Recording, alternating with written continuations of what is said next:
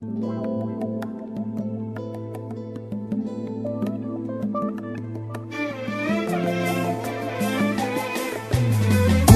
səslənir söylədiklərin mənə. Bağışla sevgilim, peşmanam inan mənə. Yalnız səni düşünür, xəyallara mən dalıram. Böyük bir səhv etmişəm, hələ indi anlayıram. Sevginin nə olduğunu indi dərk etdim. Yaman çox tələsdim, səni tərk etdim. Qayıtmaq istədim köhnə o illərə. Dözmür ürək sənsiz, ağlar yenə də, yenə də, yenə də, yenə də.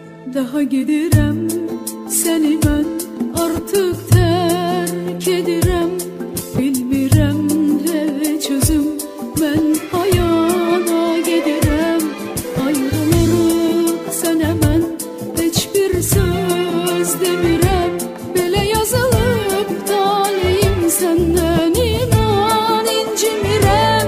Nə ümidim yox, İnan mənə nə sevgilim, güman yox, öyle mi düşündün? nə gecəm yox, nə sabah yox. Kaş olacaqlar yenə də, gül açacaqlar yenə də.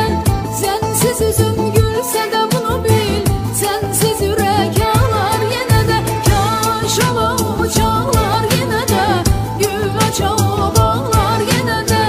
Sənsiz üzüm gülsə də bunu bil, sənsiz ürək ağlar yenə də.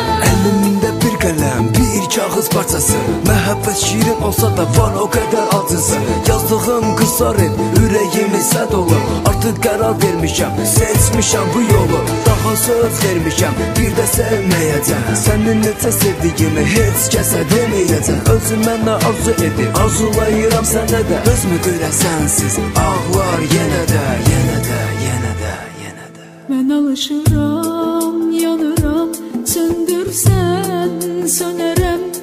Öl desəm